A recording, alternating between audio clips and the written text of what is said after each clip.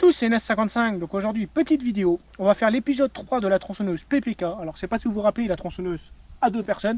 Alors, j'avais fait ces vidéos-là en été. Je vous mettrai les liens en description et peut-être en fin d'écran. Je verrai si j'y arrive. Enfin, si j'y pense, c'est pas que j'y arrive, c'est parce que des fois j'oublie. Et donc cette tronçonneuse-là, j'avais fait 2 vidéos, une vidéo présentation où j'expliquais à peu près qu'est-ce que c'était, l'histoire un peu qu'elle avait, et accessoirement la deuxième vidéo c'était ici, sur l'allumage, hein, qui se trouve derrière ce cache, où j'avais pas mal galéré parce que j'avais pas d'étincelle à la bougie, alors j'avais tout démonté et tout, c'est vrai que là, ce jour-là j'avais galéré quand même, et j'ai réussi à avoir de l'étincelle, et normalement je devais la remettre en route dans la vidéo d'après, mais on va dire que j'ai pas tellement eu le temps, et on va pas se mentir, je l'ai un peu mis sous le côté quoi. Et donc là ce week-end je me suis dit avant l'hiver, on va la démarrer, on s'y met. Donc qu'est-ce que je fais? Je démonte le carburateur. Alors j'attaque déjà pour vous dire par le robinet qui était bouché, parce que forcément dans cette tronçonneuse là, vous voyez dans les tronçonneuses actuelles, même dans les rotophiles et compagnie, le mélange huile essence environ 1-2% en fonction des moteurs, en fonction des machines et des moteurs. Sur celle-là c'est 10%, et forcément vu que ça fait 50 ans qu'elle n'a pas tourné, l'essence s'est évaporée et il y avait de l'huile partout, donc tout était bouché. Ça c'était bouché, le carbu était bouché, alors je l'ai démonté entièrement, hein. Le carburateur c'est un Görtner, pareil que sur les motos bécanes. D'ailleurs ce petit robinet là que vous voyez, il est au catalogue des motos bécanes que j'ai là-haut. Il était vendu aussi pour les bécanes, on va comprendre. Donc Görtner.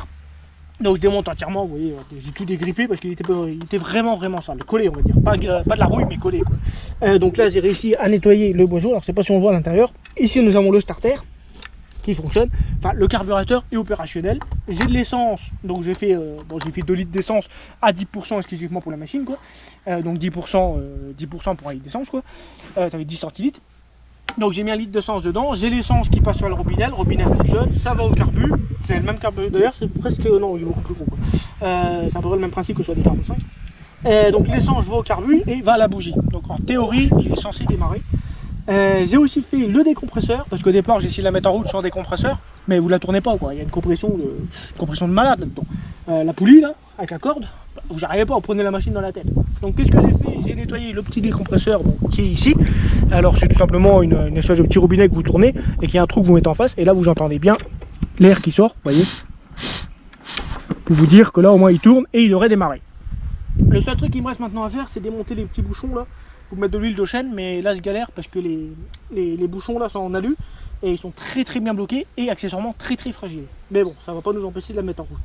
Donc attendez, je vérifie que j'ai rien oublié, j'ai de l'essence, j'ai de l'étincelle. Le bouton là, je sais pas s'il marche, c'est pour l'arrêter. On verra s'il marche pas, au cas où je couperai l'essence. Au cas où. Je vais donner un coup de Karcher pour les nettoyer. Il n'y a pas de fissure dans le bloc, rien. Oui, je dis des fissures parce qu'elle a été pas mal accidentée, elle est restée coincée sur un arbre un jour. Ce qui fait que voilà. Donc normalement, on peut la démarrer. Allez, ce que je vais chercher maintenant, c'est... j'allais chercher le trépied pour pouvoir vous mettre là, que je puisse avoir mes 2 mains pour la mettre en route, et accessoirement une corde qui va ici dans la poulie, donc ça démarre à la corde, comme dans l'ancien temps. Hein. Ouais, allez, chercher le trépied, il est dans la BX. Et une corde, bah, je vais prendre celle-là. Ça c'est la corde que je m'en suis servi pour l'attacher sur la brouette pour pas qu'elle tombe. Je vais prendre la corde là, ça fera l'affaire, elle est un peu longue mais c'est pas grave. Et le trépied est dans la BX. C'est parti, on se retrouve tout de suite pour le démarrage. Bon alors, on ouvre l'essence, on appuie un peu là pour que l'essence arrive, on va attendre que ça couille ici. Voilà, on a l'essence. Ensuite, ça on laisse ralentir. Alors j'ai mis de l'essence par la bougie pour essayer de l'amorcer. On va mettre la corde. Alors la corde, on va récupérer un bout, mettre ça par là. Ça c'est des trucs qui sont un peu casse-couilles. Hop, hop. On met le pied ici et... Bon, rien. J'ai pas espéré quand même au premier coup quoi. Hein.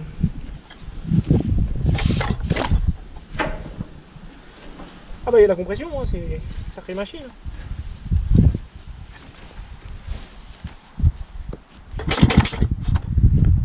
Pas.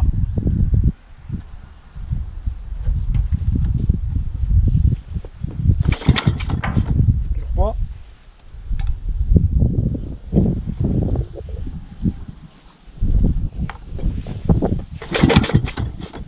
Toujours pas.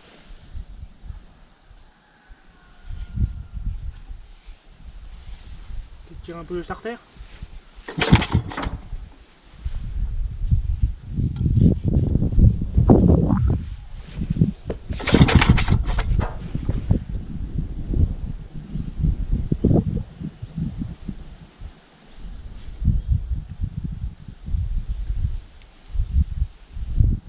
Ah, ça y est, l'essence commence à sortir en bas, ça devrait le faire. Elle va démarrer, longtemps qu'elle n'a pas tourné, hein, c'est normal.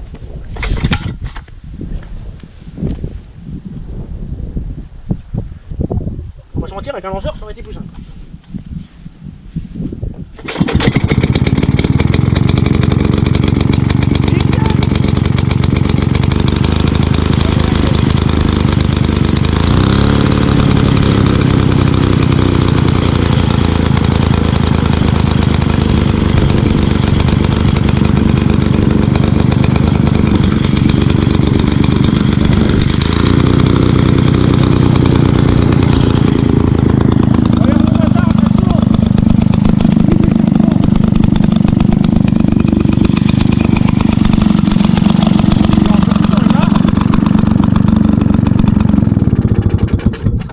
Ah, le bouton fonctionne.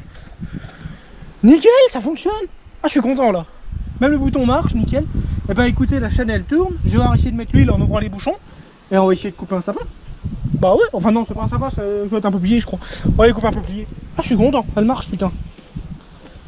Ah oui, par contre, faut pas que j'oublie. C'est vrai que effectivement, vu que là elle tournait avec le décompresseur ouvert. Faut pas oublier de refermer le décompresseur. Sinon, forcément, elle a pas toute sa puissance. Vous voyez, là, le décompresseur est toujours ouvert. Voilà. Donc, faut pas oublier de prendre. Faut que je prenne une pince parce que normalement il y a un robinet pour fermer le décompresseur un quart de tour. Sinon, elle a pas toute sa puissance, elle va aspirer de la merde par le trou. Mais elle marche. Franchement, elle marche. Bon allez, on va essayer de couper ça là. Enfin, si je trouve une deuxième personne pour me laver de l'autre côté. On va essayer de couper ce machin là. Enfin, si la chaîne coupe, hein, ça je ne sais pas. Allez. Allez, j'ai cherché quelqu'un pour prendre l'autre bout. Et on essaye.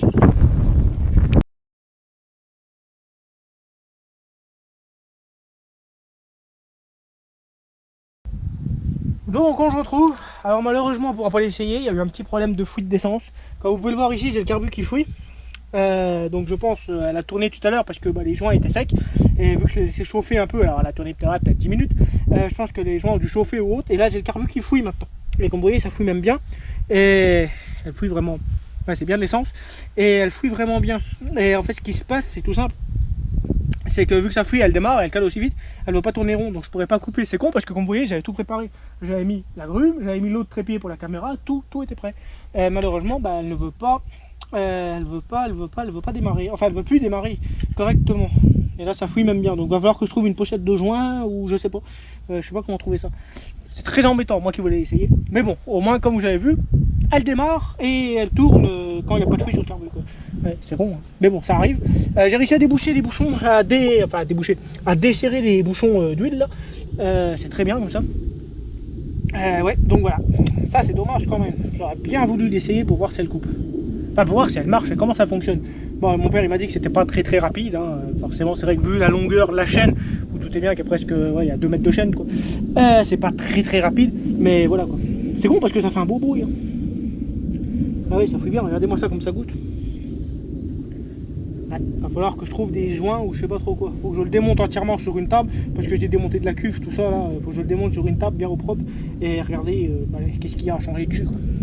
C'est dommage, mais bon, au moins elle démarre. Je suis content, le moteur est bon, il y a la bonne compression, il y a tout.